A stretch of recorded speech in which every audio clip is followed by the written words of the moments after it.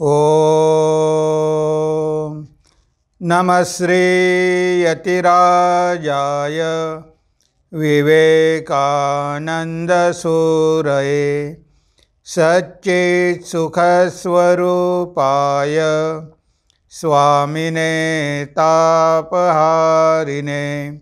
स्वामिने तापहारिणे। प्रिय मित्रांनो, नमस्कार। विवेकानंद विचारसागर या मालिकेमध्ये आपलं सगळ्यांचं स्वागत आहे। आज आपण एक स्वामीजींचा विचार घेऊन त्यावर चिंतन करणार आहोत। असा सतत विचार करा, असा सतत विचार करा, हे आपल्या कोटेशनचं शीर्षक आहे। आणि स्वामीजी काय म्हणतात, आपण विश्वातील ती अनंत सत्ता असून जडरूप धारण करून आपण क्षुद्र स्त्री पुरुष बनलो आहोत। एखाद्या माणसाच्या प्रेमळ शब्दांनी आपण हुरळून जातो, तर दुसऱ्याच्या कठोर शब्दांनी आपण क्रोधाविष्ट होऊन जातो, इत्यादी इत्यादी। केवढी भयंकर ही गुलामगिरी, केवढे भयंकर हे परावलंबित्व। तुम्ही माझ्या शरीराला चिमटा घेतला की मला दुःख होते। एखाद्याने सहानुभूतीचे 2 शब्द उच्चारले की मी खुश होऊन जातो। पहा ना, ही किती वाईट अवस्था आहे। शरीराचा, मनाचा, जगाचा, चांगल्या शब्दांचा, वाईट शब्दांचा, वासनांचा, सुखाचा, जीवनाचा, मृत्यूचा, सगळ्यांचाच मी गुलाम होऊन बसलो आहे। ही गुलामगिरी नष्ट केली पाहिजे। मी ब्रह्म आहे असा सतत विचार करा, असा सतत विचार करा। म्हणजे स्वामीजी बघा आपल्याला किती सावध करून देत आहे। आता इथे स्वामीजी म्हणतात की आपण विश्वातील ती अनंत सत्ता असून जडरूप धारण करून क्षुद्र स्त्री पुरुष बनलो आहोत। आता हे आहे सत्य, म्हणजे आपल्याविषयीचं सत्य। म्हणजे आपण शरीर रूपामध्ये दिसतो, नामरूपामध्ये दिसतो, पण ते काही आपलं खरं अस्तित्व नाही, ती काही खरी सत्ता नाही। शरीरं येतात आणि जातात, पण त्यामागे जे चैतन्य आहे ते तसंच राहतं आणि आपण ती अनंत शक्ती आहोत। आता कल्पना करा, आपण केवढं मोठं पॉवर हाऊस आहोत। म्हणजे ज्या ठिकाणी विद्युत निर्मिती होते त्या पॉवर हाऊसमध्ये कितीतरी विद्युत असते आणि आपण ते मोठं केंद्र आहोत आणि ते अनंत शक्तीचं केंद्र, साधारण नाही, अनंत शक्ती। आता आपलं स्वरूप एवढं महान आहे, पण आपण क्षुद्र मनुष्य शरीर धारण केलेलं आहे, आपण जड झालेलो आहे। म्हणजे बघा, ते ब्रह्म कसं आहे, सूक्ष्म आहे, आणि ह्या देह कसा आहे, जड आहे। आणि ह्या जड शरीराला धारण केल्यानंतर आपण ह्या शरीराला सत्य समजतो। आता त्या ब्रह्माने हे जड शरीर धारणच का केलं? एकतर ब्रह्माच्या मनामध्ये संकल्प झाला की मला अनेक व्हायचं आहे, एकोहम बहुश्यामः। आता मला अनेक व्हायचं आहे। आता ते ब्रह्मच अनेक रूपाने नटलेलं आहे, पण आश्चर्य असं की त्या ब्रह्मामध्ये काहीही परिवर्तन झालेलं नाही, ते आहे तसंच आहे। जरी त्यानं एवढी नामरूप धारण केलेली आहे, पण ते ब्रह्म अखंडच आहे, त्याच्यामध्ये तुकडे तुकडे झालेले नाही। हे कसं शक्य आहे? शक्य आहे, कारण हे नामरूप जे दिसतात ते काही खरे नाही। आता सोनं आहे, 1 किलो सोनं तुम्ही घेतलं आणि त्या 1 किलो सोन्यापासून तुम्ही 100 दागिने बनवले। आता एक तुम्हाला दिसते, तिथे नथ आहे, तर इथे तुमच्या हातामध्ये कंगन आहे, अंगठी आहे, नेकलेस आहे। आता वेगवेगळे दागिने आहे, पण त्या दागिन्यांचं असली स्वरूप काय आहे? सोनंच आहे। म्हणजे सोन्यामध्ये काही बदल झाला का? सोनं जसं आहे तसंच आहे। हे सगळे दागिने मोडून टाकले तर तुम्हाला 1 किलो सोनं मिळेल, त्याच्यामध्ये काही फरक पडत नाही. म्हणजे ब्रह्म आहे तसंच आहे, ते अनेक रूपामध्ये नटलेलं आहे. पण हे जे दृश्यमान जग आहे, हे नामरूपात्मक जग आहे, याला खरं अस्तित्व नाही. ते ब्रह्म जसं आहे तसंच राहतं आणि हे जग आहे याला खरं अस्तित्वच नाही आहे. आता आपल्याला हे जे आज अस्तित्व दिसते, नाम आणि रूप, हे आपलं अस्तित्व नाही. कारण हे नामरूप एक दिवस नष्ट होणार आहे. म्हणून गीतेमध्ये काय म्हटलं आहे? इदं शरीरम कौंतेय क्षेत्रमित्यभिधीयते एतद्यो वेत्ति तं प्राहुः क्षेत्रज्ञम इति तद्विदः. तर गीतेमध्ये भगवंताने स्पष्टपणे सांगितलेलं आहे की हे शरीर काय आहे? क्षेत्र आहे. हे क्षेत्र आहे म्हणजे शेत आहे. इदं शरीरम कौंतेय क्षेत्रमित्यभिधीयते. तर आता शेत आणि शेतकरी ह्या दोन गोष्टी वेगळ्या आहे की नाही? आणि मी ह्या शेताला जाणणार आहे. एतद्यो वेत्ति, ह्या शेताला जाणणार आहे मी. एतद्यो वेत्ति तं प्राहुः क्षेत्रज्ञम इति तद्विदः.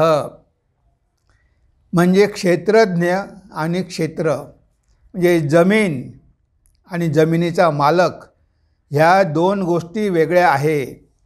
हे शरीर काय आहे? क्षेत्र आहे, ही जमीन आहे. पण ह्या जमिनीचा मालक याच्या आतमध्ये बसलेला आहे. ह्या शरीराच्या आतमध्ये तो बसलेला आहे. हे शेत जे आहे ते त्याचं आहे, हे आपलं नाही. ते ब्रह्म अनेक रूपाने नटलेलं आहे, ते ब्रह्म नटलेलं आहे, आपण नाही. आता आपल्याला आईवडिलांनी नाव दिलं म्हणून आपण म्हणतो की मी अमुक आहे तमुक आहे. पण जन्माच्या पूर्वी आणि मृत्यूनंतर नामरूप तर राहत नाही. नामरूप जरी राहत नाही तरी आपण राहतो. पण ब्रह्माशी एक होत का नाही?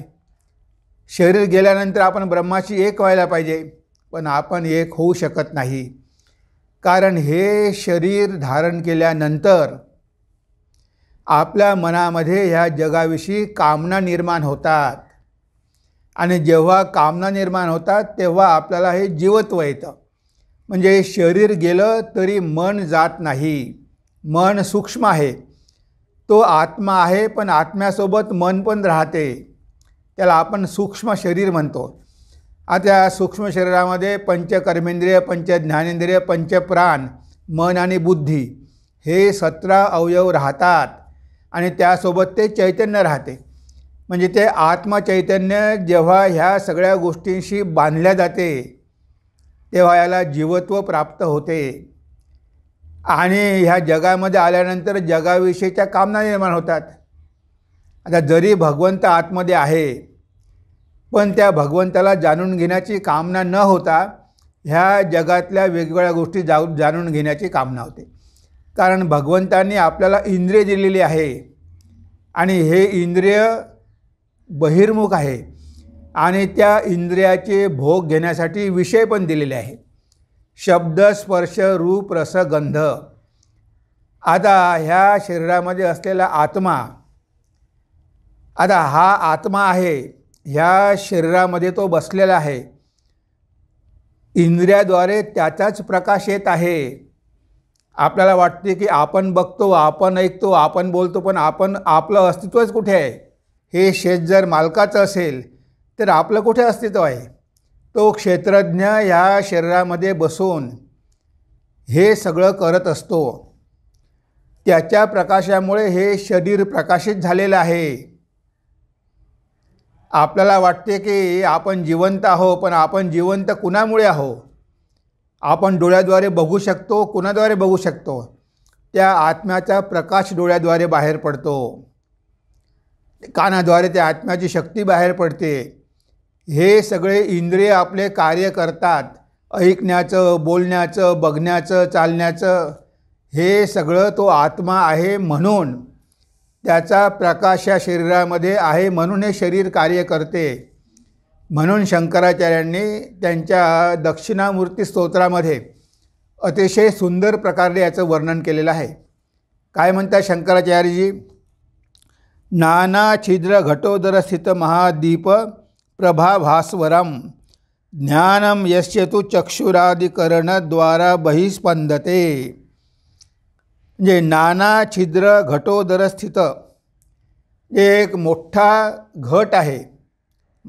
इथे म्हटलं आहे की नाना छिद्र घटोदर, आणि त्या घटाला अनेक छिद्र आहे, छोटे छोटे होल केलेले आहे. हा शरीर काय आहे? हा घट आहे. आणि ह्या घटाला छिद्र केलेली आहे. इथे 2 छिद्र आहे, इथे कानाचे 2 छिद्र आहे, तोंडाचे 1 आहे, नाकाचे 2 आहे. ह्या घटाला छिद्र आहे. समजा तुम्ही एक मोठा घट घेतला आणि त्याला तुम्ही 10 छिद्र पाडले, आणि त्या छिद्रामध्ये जर तुम्ही एक मोठा लाईट सोडला, 1000 पॉवरचा जर त्याच्यामध्ये लाईट सोडला, तर काय होईल? त्या छिद्राद्वारे त्या लाईटाचा प्रकाश बाहेर येईल. तिथे मी मोठा बल्ब लावला, त्या बल्बचा प्रकाश त्या छिद्राद्वारे बाहेर येईल. तशा प्रकारे हे शरीर म्हणजे घट आहे. ह्या घटाला 10 छिद्र आहे, म्हणजे आपले इंद्रिय आहे. आणि या इंद्रियामध्ये किंवा शरीरामध्ये तो भगवंत बसलेला आहे, जो प्रकाश स्वरूप आहे. त्याचा प्रकाश इंद्रियाच्या माध्यमातून बाहेर पडतो आहे. नाना छिद्र घटोदर स्थित महादीप प्रभा भास्वरम ज्ञानम यस्य तु चक्षुरादिकरणद्वारा बहिस्पंदते. जे ज्ञानम यस्य, त्याचं ज्ञान, ज्ञानम यस्य तु चक्षुरादिकरणद्वारा बहिस्पंदते. चक्षु इत्यादी म्हणजे डोळे, कान, नाक इत्यादी इंद्रियाद्वारे त्याचं ज्ञान बाहेर पडत आहे. म्हणजे तो प्रकाश कसा आहे? आत्मप्रकाश या शरीरामध्ये आहे, अपरिवर्तनीय आहे, कायमचा राहणारा आहे. तो प्रकाश जर या शरीरामध्ये नसता तर शरीराद्वारे कोणतंही कार्य होऊ शकलं नसतं. जेव्हा मनुष्य मृत्यू पावतो, जेव्हा तो मरतो, तेव्हा हा प्रकाश बाहेर निघून जातो. हा ब्रह्माशी एक होऊ शकत नाही, कारण याच्यासोबत मन आहे, इंद्रिय आहे, हे सूक्ष्म आहे. आता हे कशामुळे आहे? कारण मनामध्ये वासना आहे. आता वासना पूर्ण करण्यासाठी इंद्रिय पाहिजे, शरीर पाहिजे. म्हणून ह्या आत्म्याला किंवा ब्रह्माला शरीर धारण करावं लागतं. आता आपल्याला आपलं खरं स्वरूप जर जाणून घ्यायचं असेल तर आपल्याला काय करावं लागेल? आपल्या मनामधल्या सगळ्या वासना काढून टाकाव्या लागतील. जोपर्यंत आपण वासना शून्य होत नाही, जोपर्यंत आपण ह्या जगाच्या मागे धावत नाही, जोपर्यंत या जगाची आसक्ती मनामधून जात नाही, तोपर्यंत मनाचा नाश होणार नाही आणि आपल्याला पुन्हा पुन्हा जगामध्ये यावंच लागेल. जरी आपलं खरं स्वरूप कसं आहे, अनंत आहे, पण त्या स्वरूपाचा आज आपल्याला विसर पडलेला आहे. ह्या जगामध्ये परत परत आल्यामुळे, शरीर धारण केल्यामुळे हेच खरं वाटायला लागलं आहे. हे शरीर आणि हे जग, ह्या 2 गोष्टीच आपल्याला दिसतात, इंद्रियाद्वारे आपण अनुभवू शकतो, त्यामुळे ह्याच आपल्याला खऱ्या वाटतात. पण त्याच्या पलीकडे ते ब्रह्मतत्व आहे, अतिशय सूक्ष्म आहे आणि सर्वत्र व्यापलेलं आहे. आपण ते तत्वच आहोत असा सतत विचार करायला पाहिजे. म्हणजेच काय? आपण नेहमी साक्षी भावामध्ये राहिलो पाहिजे. पण आपण ह्या शरीराशी एक होतो, ह्या शरीराशी एकात्म भाव होतो. आपण जेव्हा मी म्हणतो तेव्हा पहिली गोष्ट आपल्या मनामध्ये मी म्हणजे मी शरीर आहे. आता हा देह आहे, याच्या आतमध्ये देही आहे, तो देही आपण आहो. रथ आहे आणि त्यामध्ये तो मालक बसला आहे रथाचा, रथस्वामी बसलेला आहे, रथी आहे. तर रथ आणि रथी ह्या 2 गोष्टी पूर्णपणे वेगळ्या आहे.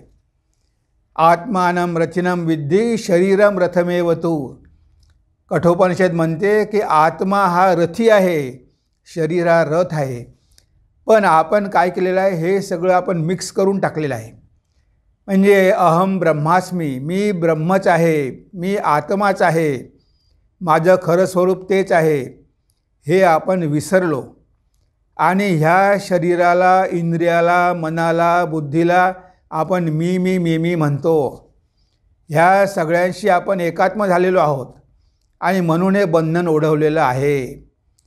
शंकराचार्य आपल्याला सांगतात की तुम्ही मन नाही, बुद्धी नाही, शरीर नाही, इंद्रिय नाही, मनोबुद्धी अहंकार चित्तानि नाहम, न च श्रोत्र जिह्वे, न च घ्राण नेत्रे, न च व्योम भूमी, न तेजो न वायू, चिदानंद रूप शिवोहम शिवोहम. तुम्ही चिदानंद स्वरूप आहात. तुम्ही मन नाही, बुद्धी नाही, इंद्रिय नाही, पंचमहाभूत नाही, तर तुम्ही आत्मस्वरूप चिदानंद आहात. सगळे संत, सगळी शास्त्र, सगळे अवतार आपल्याला हेच सांगतात की अरे तुम्ही भिकारी का बनला, तुमची एवढी दुर्दशा का, एवढे दुःख का भोगता, कारण तुम्ही शरीराला सत्य समजता. जे अनित्य आहे, जे नश्वर आहे, जे जाणार आहे, तुम्ही त्यालाच मी म्हणता. आता चुकीनं तुम्ही त्याला मी म्हणता. मी म्हणजे मी आत्मा शरीरामध्ये वास करतो. ह्या शरीराचा मी स्वामी. हे शरीर माझं मंदिर, हे माझं देवालय, मी या देवालयामध्ये वास करतो. म्हणजे मी वेगळं आहे, शरीर वेगळं आहे, हा विवेक काही केल्या होत नाही. म्हणून तर एवढे दुःख भोगावे लागतात. आपण साक्षी आहोत. ह्या शरीरावर जे काही आघात होत आहे, जे काही घडत आहे, या जगामध्ये जे काही घडत आहे ते नुसतं नाटक आहे. आपण त्या नाटकामधले वेगवेगळे नट आहोत. पण आपण विसरलो की आपण नट आहोत. आपण नट आहोत. हा रोल काही आपल्याला पूर्ण वेळ करायचा नाही. आपल्याला स्वतःचं एक स्वरूप आहे. जेव्हा एकदा नट म्हणतो की मी राजा आहे, तो राजा नसतो, पण 3 घंट्यासाठी तो राजा बनतो.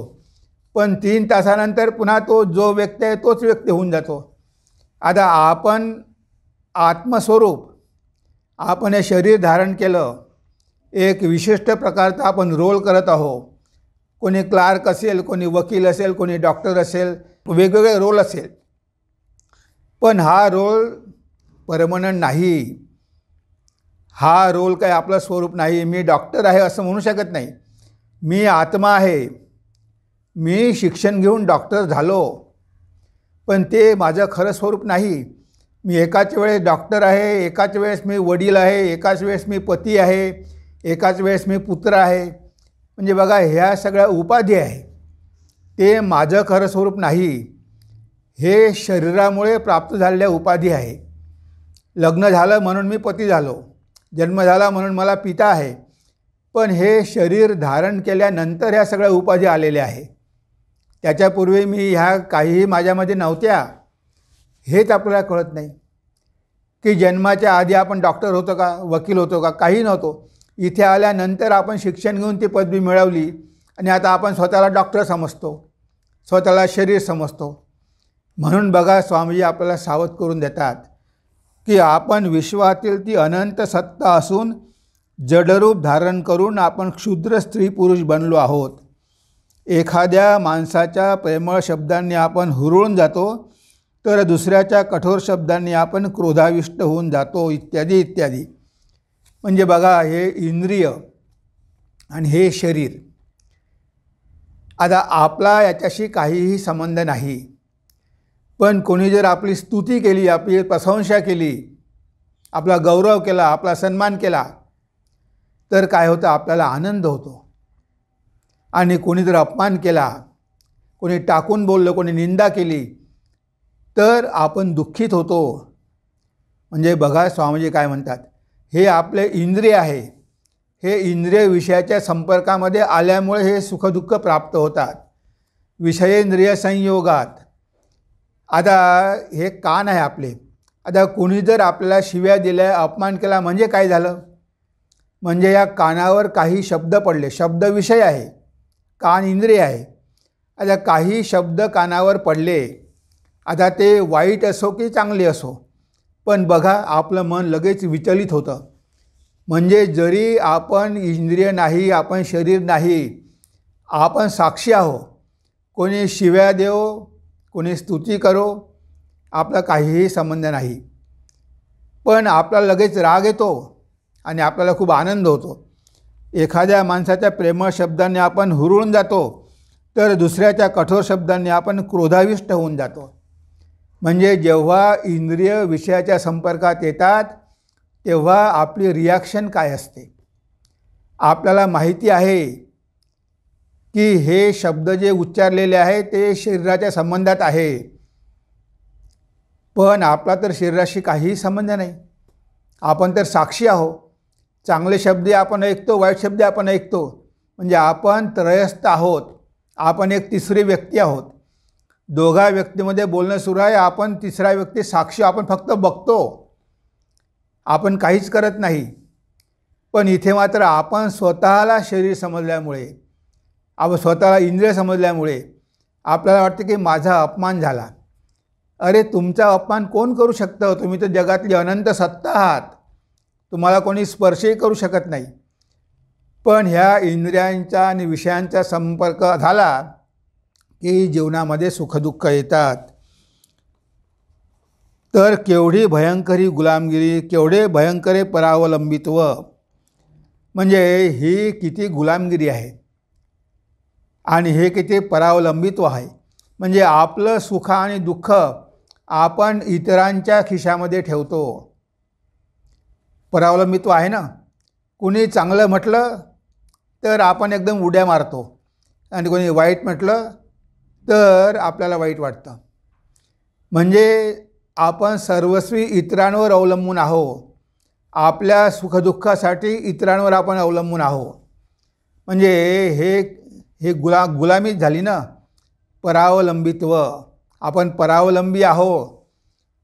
आपलं सुख आणि दुःख हे इतरांवर अवलंबून असतं.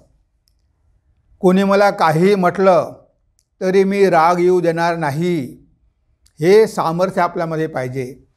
आपण साक्षीरूपानं बघितलं पाहिजे. आपण तो रागावतो आहे तेव्हा हसलो पाहिजे की अरे तू मला राग आणूच शकत नाही, कारण माझा या शरीराशी काही संबंधच नाही. तू या शरीराला काय करायचं आहे ते कर, त्याचे तुकडे तुकडे करून टाक, तरी माझा शरीराशी काही संबंध नाही. एवढं धाडस आपल्यामध्ये कुठे आहे? मी शरीरही नाही, मी इंद्रियही नाही. तुला जे बोलायचं ते बोल, मला काही स्पर्श करू शकत नाही. जे असं म्हणण्याचं सामर्थ्य आपल्यात नाही, कारण अज्ञानामुळे आपण स्वतःला शरीर समजतो. तर स्वामीजी आपल्याला साक्षी रूपाने राहायला सांगतात की तुम्ही सगळ्या गोष्टींचे साक्षी राहा, कारण तुमचा या गोष्टींशी काहीच संबंध नाही. तुम्ही माझ्या शरीराला चिमटा घेतला की मला दुःख होते. एखाद्याने सहानुभूतीचे 2 शब्द उच्चारले की मी खुश होऊन जातो. पाहणा ही किती वाईट अवस्था आहे. म्हणजे कोणी सहानुभूती दाखवली तर मी खुश होतो आणि चिमटा घेतला तर मला दुःख होते. म्हणजे हे सगळं शरीराशी संबंधित आहे.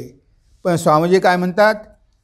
शरीराचा, मनाचा, जगाचा, चांगल्या शब्दांचा, वाईट शब्दांचा, वासनांचा, सुखाचा, जीवनाचा, मृत्यूचा, सगळ्यांचाच मी गुलाम होऊन बसलो आहे.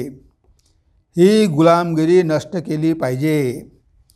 म्हणजे ह्या ज्या स्वामीजींनी इथे गोष्टी सांगितल्या आहे त्या सगळ्याच्या सगळ्या गोष्टी आपल्या ह्या शरीराशी संबंधित आहे. स्वतःला शरीर समजल्यामुळे आणि मन समजल्यामुळे चांगले विचार, वाईट विचार, हे सुख, हे दुःख, हे सगळं आपल्यावर ओढवलेलं आहे. तेव्हा ह्या गुलामगिरीपासून आपण मुक्त झालो पाहिजे. आपण स्वतःला यापासून वेगळं केलं पाहिजे. हे जगाचं नाटक सुरू आहे, आपण फक्त बघणारे आहोत. तुम्ही ऑफिसमध्ये जा, पण तिथे कल्पना करा की हे नाटक आहे, हे कॅनव्हासवर काढलेलं चित्र आहे. तुम्हाला लोक दिसतील, सगळे दिसतील. आपण सिनेमा बघतो, सिनेमामध्ये आपल्याला कितीतरी गोष्टी दिसतात, पण आपल्याला चांगलं माहिती असते की त्या गोष्टी काही खऱ्या नाही, त्या काही असली नाही, त्या पडद्यावर आहे. तशा प्रकारे तुम्ही तो पडदा आहात. आणि या पडद्यावर हे जग आहे. ह्या जगामध्ये ज्या काही घडामोडी होत आहे त्याकडे फक्त साक्षी भावानं बघा.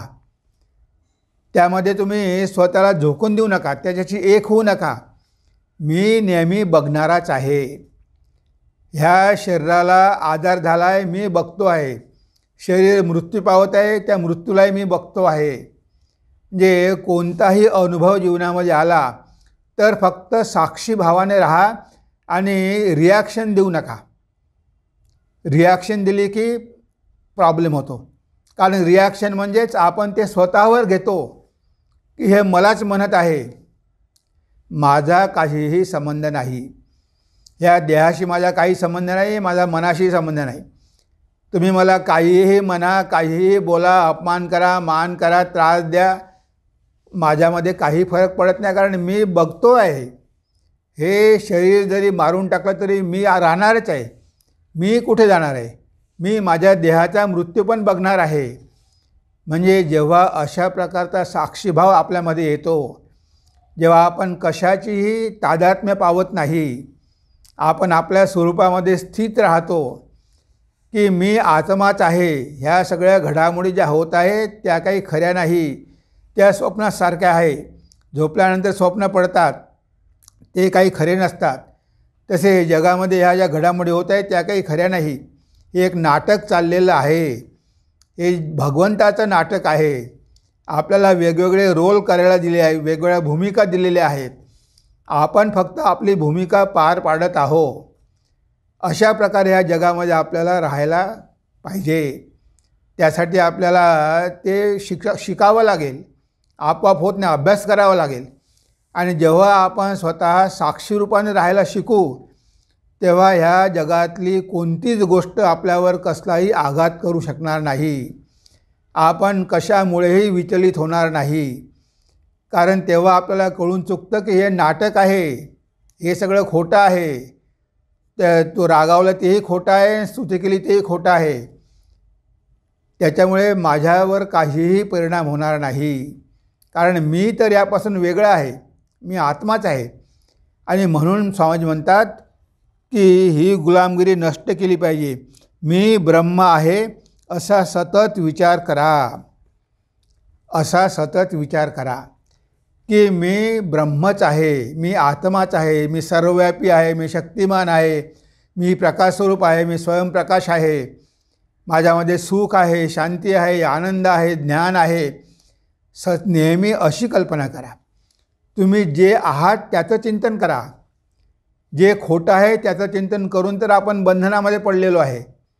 जे नाही, ज्याचं अस्तित्वच नाही, जे स्वप्नाप्रमाणे आहे, दुःखच आहे, त्याचं रात्रंदिवस चिंतन केल्यामुळे त्याची आसक्ती निर्माण झाली आणि आपण बंधनं ओढवून घेतली. आता ह्या जगामध्ये साक्षी रूपाने राहा. जगामध्ये राहा, सगळं करा, पण तुम्ही जणू काही नाटकामधले नट आहात. एक विशिष्ट प्रकारची भूमिका पार पाडत आहात. तेवढंच तुमचं कार्य आहे. स्वतःला कधीही त्या पात्राशी एक करून घेऊ नका की नाही मी राजाच आहे किंवा मी चोरच आहे. तुम्ही रावणाचा रोल केला असेल म्हणून काय तुम्ही रावण होत नाही. तुम्ही रामाचा रोल केला असेल म्हणून काही तुम्ही राम होत नाही. फक्त ते पात्र तुम्ही केलं, नाटकामध्ये ते पात्र केलं, पण तुम्ही त्यापासून वेगळे आहे हे तुम्हाला जाणीव असते. जेव्हा तुम्ही तो रोल करता, भूमिका करता, तेव्हाही तुम्हाला माहीत असते की ही रावणाची भूमिका तुम्ही फक्त नाटकामध्ये करत आहात. तुम्ही काही खरे रावण नाही हे तुम्हाला माहिती असते. पण तरीसुद्धा आपण स्वतःला राम किंवा रावणच समजतो. आणि हे सगळे शरीराचे जे काही गुणदोष आहे ते सगळे आपण आपल्यावर घेतो आणि त्यामुळे जगामधले सगळे दुःख भोगावे लागते. आता ह्या जगाचं चिंतन बंद करा. आता आत्म्याचं चिंतन करा. अहम ब्रह्मास्मी असं चिंतन करा. सतत चिंतन करा की मी आत्माच आहे, मी ब्रह्मच आहे, मी ब्रह्मच आहे, मी ब्रह्मच आहे. तुम्ही जसं चिंतन कराल तसेच तुम्ही होऊन जाल. हेच आपल्याला स्वामीजींनी अगोदरही सांगितलेलं आहे की आपण हे मी शरीर आहे, मी शरीर आहे, मी शरीर आहे म्हणून आपण जड झालो. आता या जडाकडून आपल्याला सूक्ष्माकडे जायचं आहे आणि तो आत्मा तर अतिशय सूक्ष्म आहे. पण आपला प्रवास आता स्थूलाकडून सूक्ष्माकडे जायला पाहिजे. तिथे आपलं खरं स्वरूप आहे. त्यासाठी साधना करावी लागेल, त्यासाठी सत्संग करावा लागेल, त्यासाठी मनातले विकार काढून टाकावे लागतील, मनाला पवित्र करावं लागेल. यालाच म्हटलं आहे आध्यात्मिक जीवन. भौतिक जीवन आणि आध्यात्मिक जीवन. आता आपण भौतिक झालेलो आहोत, आपण शरीर समजतो, आपण जड झालो आहे, जडवादी झालेलो आहोत. आता आपल्याला अध्यात्माकडे जावं लागेल. अधि आत्मा म्हणजे आत्म्याकडे परत जाणं. आपण जगामध्ये आलेलो आहे कारण आपण स्थूल झालेलो आहे, जड झालेलो आहे. आता आपल्याला जडाकडून सूक्ष्माकडे जावं लागेल. सूक्ष्मामधून जड झालो, आता जडामधून सूक्ष्माकडे प्रवास सुरू करावा लागेल. आणि तेव्हाच आपण ही सगळी बंधनं तोडून, सगळ्या वासना कामना सोडून आपल्या स्वरूपामध्ये लीन होऊ शकू, स्वतःचं ते अनंत शक्तिस्वरूप जाणून घेऊ शकू. हेच स्वामीजी आपल्याला ह्या उपदेशाद्वारे सांगत आहे. तर आज आपण आपल्या चिंतनाला इथेच विराम देऊया. नमस्कार, धन्यवाद. ओम सर्वे भवन्तु सुखिनः, सर्वे सन्तु निरामया, सर्वे भद्राणि पश्यन्तु, मा कश्चित् दुःखभाग् भवेत्, मा कश्चित् दुःखभाग् भवेत्. ओम शांति शांति शांति. हरि ओम तत्सत्. श्रीरामकृष्णार्पणमस्तु.